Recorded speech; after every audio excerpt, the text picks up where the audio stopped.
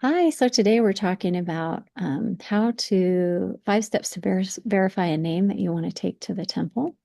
And so the best way to start that is your in ordinances ready. This is what they encourage members to go to unless you're working on some research. And you click on whichever ordinance you're wanting to do at the temple. And what they encourage us to do is once a name comes up, so in this situation, Essie is the one that comes up for me. It encourages you to click on her, and then you can look into your relationship. So first off, just going to this little, view relationship little icon right here, or let's just go ahead and click on the person because we're going to do a little bit more than just do our view relationship. And you can do that here on her person page too. So if you click on view relationship, then you can see how you're related. So this is just making sure that this looks familiar to you. And if there were any ancestors that you weren't sure about, for instance, in this situation, if you could find um, the wife of Mr. Felberg up here, kind of fill in some of the gaps.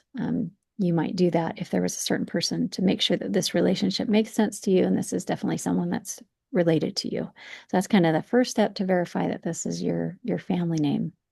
View the relationship. And once you've kind of gone through those names, you feel good. This is somebody that I'm related to. They encourage you to add sources. So if there's no sources, to make sure there's at least some source that can distinguish this Essie from another Essie if she was to come up, if we were to find a duplicate or different things like that. And so in this situation, she already has some sources, but it also has some research help suggestions here on the right. And so this is a fun way for you to check on Find a Grave, see if this is her. You could check and see if Enslow is her last name. Kind of go through some of these research help ideas on the side. And if you don't see any research helps on the side, then you can also just come down here to Family Search or Ancestry and search on their websites too. Sometimes the hints will come up and sometimes they won't. So it still doesn't hurt to just click on, for instance, Family Search and see what they have, or Ancestry and see what suggestions they might have. So we'll just click on Family Search just to give you an idea. So here it's making some suggestions of something as far as a civil registration for Essie, and we can click on those. And if we felt like that was her, then we would just be able to go ahead and save that to her. And you can save it to her person or attach it to her tree. And this is where I just go and attach that to her. And now she has another source. So instead of 5 sources, she has 6 sources. But anything that you want to confirm or check before you go to do her work. So like we said, the first thing is to go to the um, relationship, check the relationship. So you just a review, sorry, since I see Sarah and Kathy jumped on. So first we go to that ordinances ready, which for me was just on my home page. So I'll just show that one more time. It was just on the home page of my family search page, and you can make that on your home page. So you always see this ordinances ready showing up right on the top of your home page, which it does here. And that's when I clicked on select ordinances and went through the steps and picked endowment. And then I went and looked at our relationship, the view the relationship, and if there were any gaps I needed to fill in of relatives that I don't recognize, to just verify that that is the right person. This is where it's a really neat step, this view relationship, to help you get started with doing some research if you were wanting to try some of that by just checking to make sure that those relatives are all relatives. And again, doing kind of what we're talking about here, where we're going to add some sources and make sure that this is our Essie and that no one will be confused if another Essie pops up. It'll be a very fairly easy merge. And in this situation, we do see that her last name is Enslow. She's married to a Stanley Enslow. And so that's helping us with that sources. So we kind of reviewed and we're feeling good about this is Essie. We have her birthday or death date. We know who her husband was, a lot of the critical information in this vitals box. So we're feeling good about her. And one of the reasons I mention her husband too is because when we go to the ordinance says, obviously, we know we can do her endowment, but then we could also see if she needed her work done of being sealed to her spouse and things like that. So you can see that I've already saved that, but she needs to also be sealed to her spouse. So it's good that we verified her spouse is her spouse too. So anyway, that first step, we check the relationship, then we check on sources, make sure she's got some sources.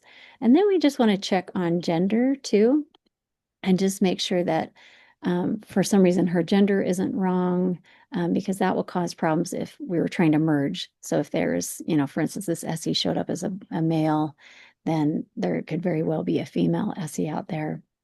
Anyway, so that's just a little thing to make sure that the gender is looking right, the name makes sense and things like that.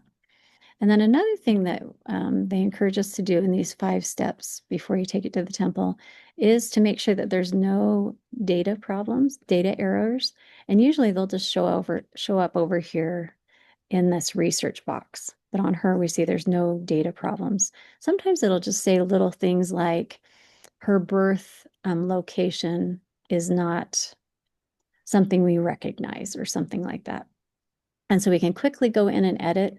Often it's just a matter of just clicking edit, literally clicking on this box, and it'll often just make a suggestion of this is what we see in the records as an actual town and things like that. And so you just click on it and save that and update that little data problem. That was kind of mentioned in the past of how that just helps with sources being able to come up in this research help, some ideas for you and things like that when we fix those data problems. So that was step number 4. And then step number 5 is just to check for duplicates. And sometimes these duplicates, again, will just show up in this research help. It'll say there's a duplicate. You can just go on and search S.C. Elliott and just see that there's not someone else with that exact same name. And if you do find someone named S.E. Elliott just in the family tree that looks very similar, this, born in 1909 to 1990, you can click on this merge by ID and you can go through the steps and see. And some of the things I do, if I did find someone that looked like when I just did a random search that might be similar to her, is just kind of check, if those birth and death dates are looking close. Sometimes it'll just say something like, this is the spouse, Stanley Enslow, and that's all you have to go by. But sometimes it's just kind of a matter of, does this make sense that this is probably the same person? And then you'd merge those together. So anyway, those are kind of the steps that they suggest. Let me just pull up this sheet really quickly so you can see these little steps on a sheet. If I can get it to pull up here really fast so you could see it. And let me know if you see this. Let me try to share a screen again.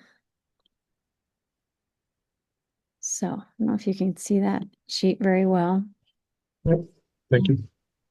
Yeah, and so it just has this little sheet, and it'll be on the video too, but 5 steps to verify, viewing your relationship, reviewing and adding sources, checking the gender, fixing any data problems, and looking for duplicates. That's just a fun way to get started with making sure that's your ancestor and then taking it to the temple, and you're all ready to go. Hope that helps, and feel free to leave any questions.